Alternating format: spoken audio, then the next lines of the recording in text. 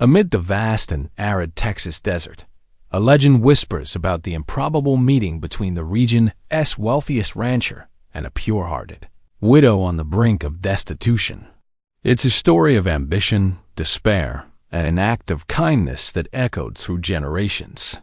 But can a man's life be bought with money, or does true wealth lie in compassion?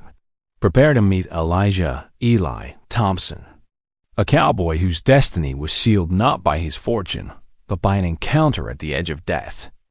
Elijah Thompson was a man of few words and much land.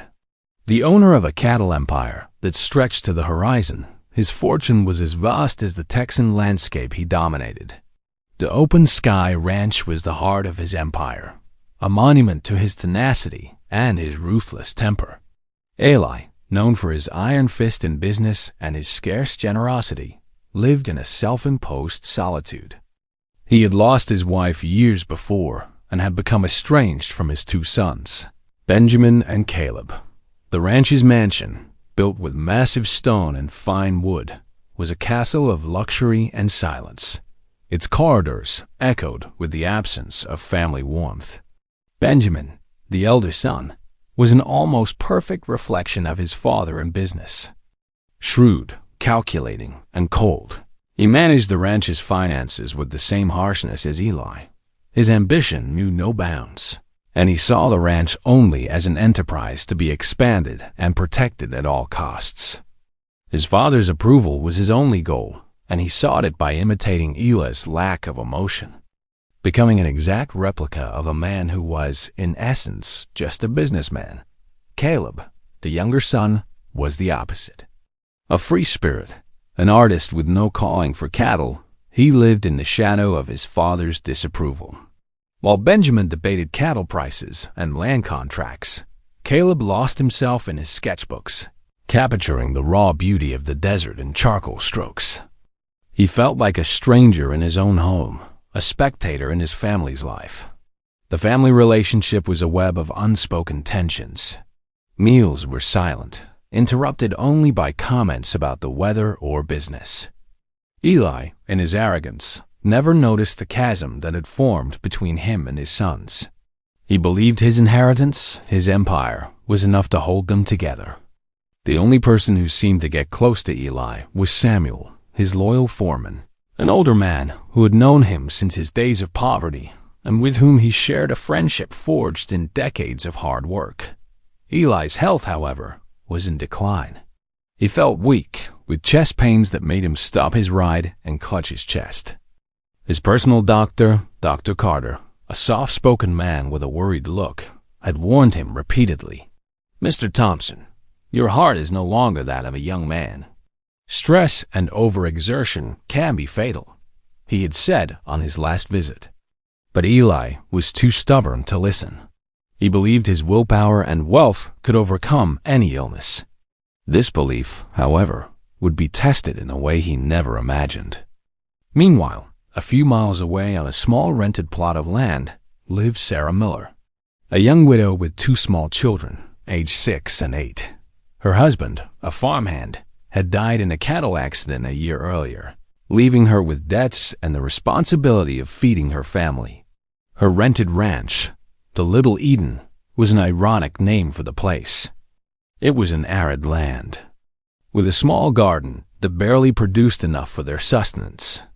Sarah was a woman of unwavering faith and extraordinary resilience. She taught her children, Ethan and Emily, about the importance of compassion and kindness, even in the midst of adversity.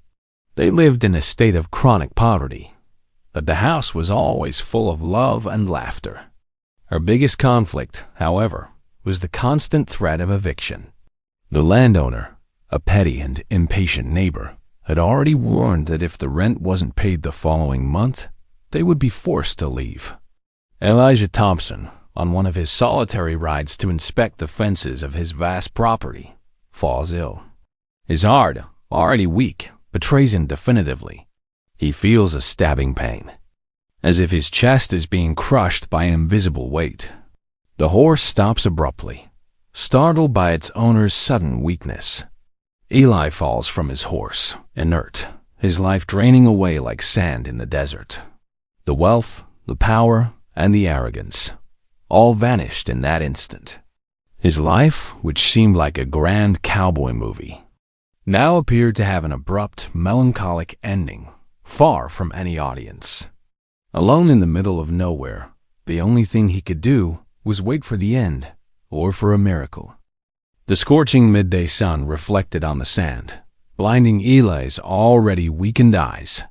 The hours dragged on, and despair took over his body. He tried to move, to scream, but his voice was an inaudible whisper. His mind, once focused on profits and business, was now invaded by memories of his wife, of the lost moments with his children, of the regret for having been so hard and distant. The vastness of the ranch he loved so much became his prison, the silence of the desert, his sentence. He thought of his children, Benjamin, so much like him in his harshness, and Caleb, the son he didn't understand. They'll fight over all this, and in the end, nothing I built will be what I imagined, he thought, with a last flicker of lucidity. While Eli's life was slowly ebbing away, a few kilometers away, Ethan and Emily, Sarah's children, were playing near the fence that separated Little Eden from Eli's lands. They were building sandcastles, imagining worlds of princesses and heroic cowboys. Suddenly, Emily, the older one, spotted something unusual on the horizon. "Ethan, look, a horse without a rider." She pointed. Ethan, with his childlike curiosity, ran toward the animal. They realized the horse was agitated and seemed to have come from Eli Thompson's ranch. Knowing that the Open Sky Ranch was famous for its vastness, the boy assumed the animal was lost and that an adult's help would be needed. At that time of day, their mother, Sarah, was watering the family's small garden. Trying to save the last tomato seedlings the sun insisted on scorching.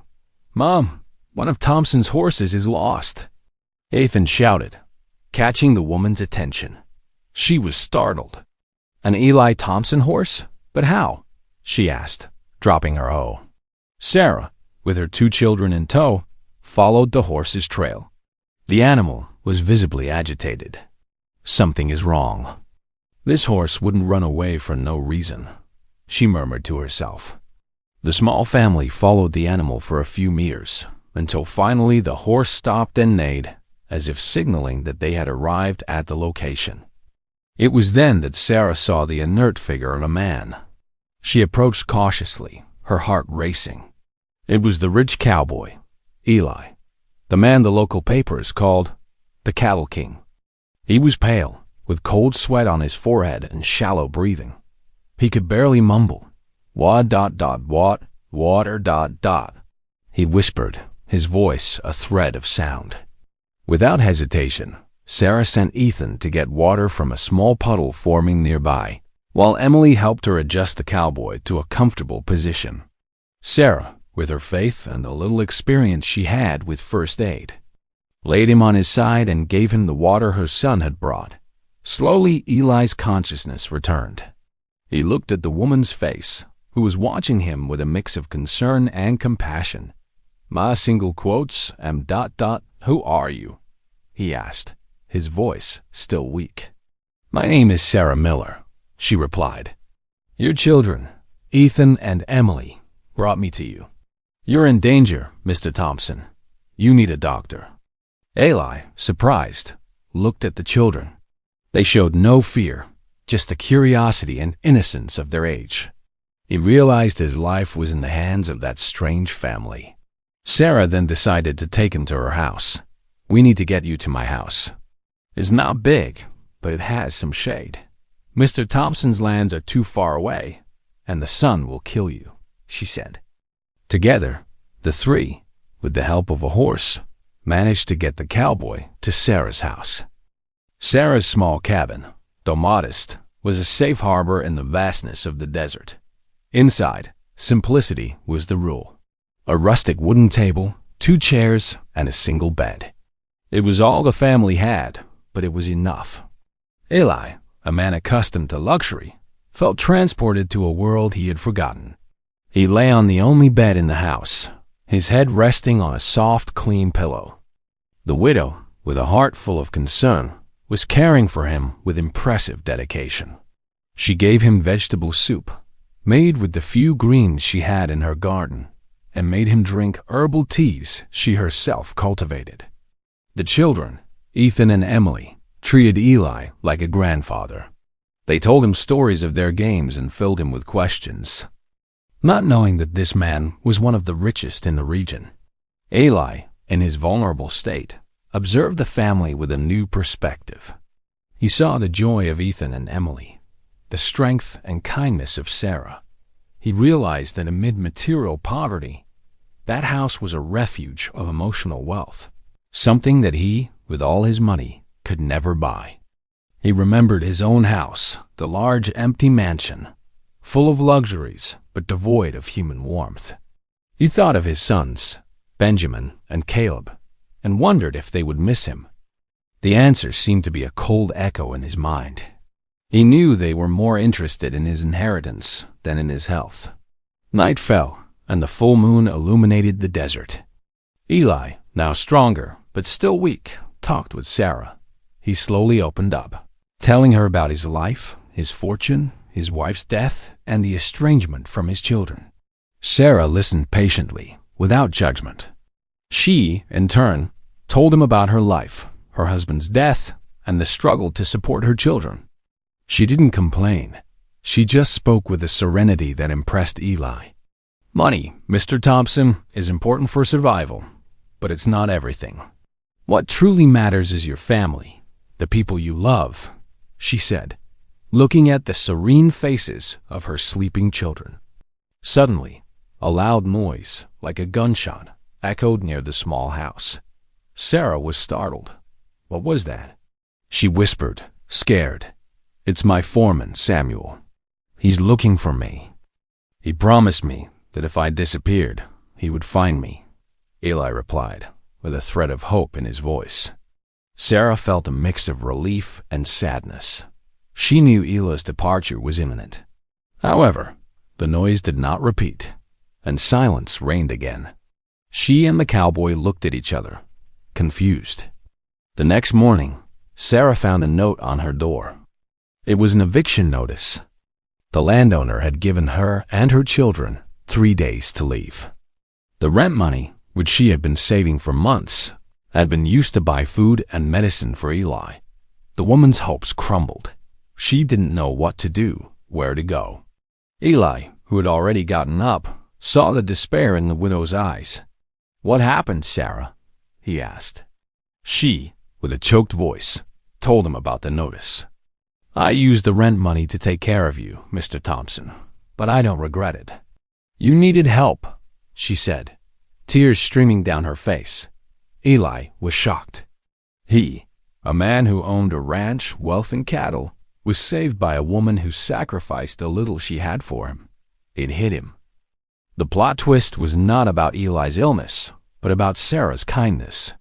His life, which he considered the most important, had been saved by a woman who had nothing except her soul and her good heart. Eli's shock was profound. He looked at Sarah and her children, and the weight of reality hit him hard. He had been saved by an act of pure and genuine compassion, and that act cost a poor family their home. Guilt crushed him. He, the man who could buy anything he wanted, couldn't buy the gratitude he felt for that woman. He realized that a person's true value was not in their wealth, but in their humanity. He, in his ambition and selfishness, had lost his. From that moment on, Eli's internal struggle began. He felt an urgent need to repay Sarah's kindness, but he also felt the need to reconnect with his children, to reconcile with his life and with the man he had become. The journey back to his ranch was not just a physical journey, but a journey of introspection. He was heading to his empire, but now with a new perspective. He no longer saw the land as a possession, but as a legacy. And he wanted that legacy to be one of kindness, not greed. Back at the Open Sky Ranch, Eli was met with astonishment. His sons, Benjamin and Caleb, were waiting for him on the mansion's porch. Benjamin was irritated, impatient that his father had disappeared. He thought Eli had had a health problem and wanted him to recover quickly so he could go back to taking care of the family business, which Benjamin considered important. Caleb, on the other hand, was worried. He, who had been pushed aside by his father, felt a pang of anxiety in his chest. He knew something wasn't right. He saw the expression on his father's face, a mix of exhaustion and serenity he had never seen before. Eli, still weak but with a renewed strength in his soul, gathered his sons in the living room. With a calm and firm voice, he told them what had happened. He spoke about his illness, how he was saved by a widow and her children, and about the debt he felt. He told them how the woman sacrificed the little she had for him, and how he felt ashamed of having been such a selfish man. Benjamin listened to his father with contempt. "Dad, you have a fever. What's this story? That woman must have taken advantage of your weakness. I'll give her money, and then we'll send her away from here so she doesn't cause any more problems for our family," Benjamin said, angrily. Caleb, in turn, listened to the story carefully.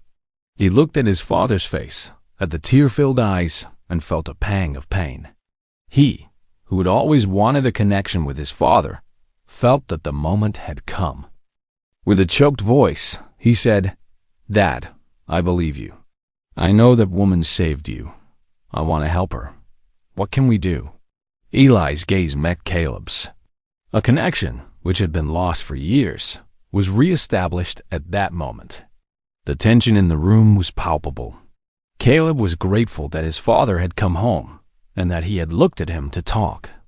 Benjamin, angry, got up and left the room, slamming the door. "I'm not going to be a part of this. This is crazy. It's a scam, and I won't fall for it," he said, before disappearing. The tension between the Thompson brothers reached a breaking point. Benjamin, indignant at his father's decision, threatened to leave the ranch. "I'm not going to let a street widow and her children enter my inheritance. This is absurd, Dad. I'm leaving." "You won't leave me without money, and I know that," he said, looking at Eli with a rage Caleb had never seen. Eli, for his part, was firm in his decision. "Son, that woman saved my life. I can't let her lose her house because of me. And what's more, I'm going to make her a part of our family. And if you don't accept it, you won't have my blessing," Eli said, with a serious tone. Caleb, who had been silent, approached his father. "Dad, I'm with you. I'll help take care of the new family. I'm here for you," he said, hugging his father. It was the first time Caleb and his father had hugged in years. Eli, with tears in his eyes, hugged his son back. The emotion was palpable. Benjamin, who was watching the scene, felt a pang of envy and anger.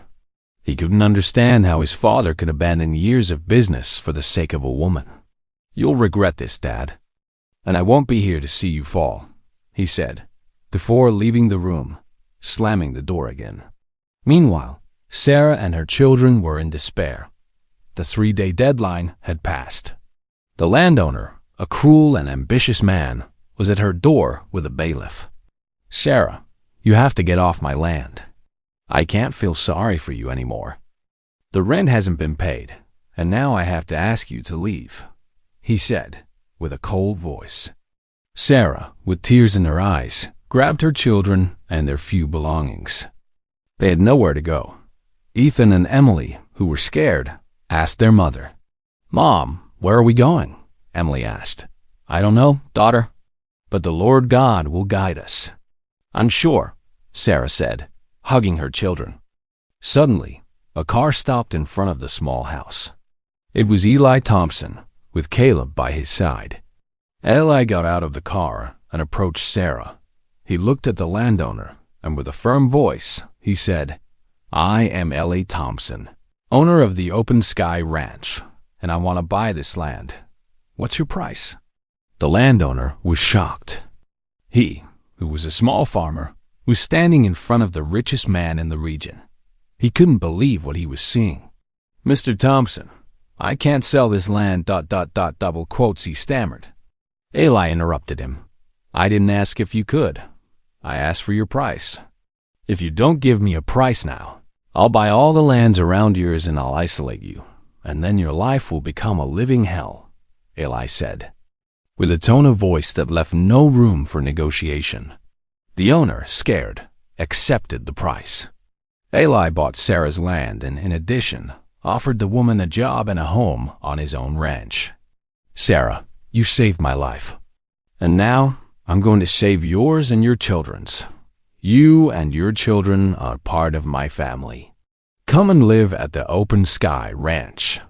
You deserve this.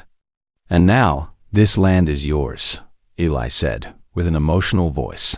Sarah, with tears in her eyes, accepted the offer. Caleb, who was watching the scene, smiled. He felt that the family was being rebuilt, but not in a traditional way, but with the joining of two different families who would now become one. Time passed.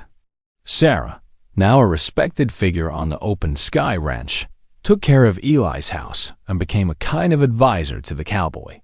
The children, Ethan and Emily, flourished under Eli's care, who treated them like grandchildren. Caleb and Benjamin, in turn, went their separate ways.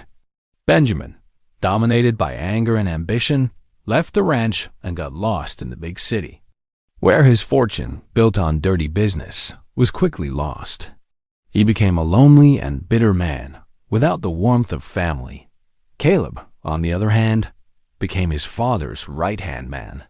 Together, they transformed the ranch, not into an empire of greed, but into a place of kindness. They created a model farm with new technologies and sustainable practices. They opened the ranch's doors to the community, offering jobs and helping those in need. Caleb and Sarah got married and had a daughter, whom they named Faith, in honor of Sarah's unwavering faith. Eli, who was now a loving grandfather, spent the rest of his days surrounded by love and compassion. On his deathbed, Eli gathered his family. I thought wealth was the most important thing in life. But I was wrong.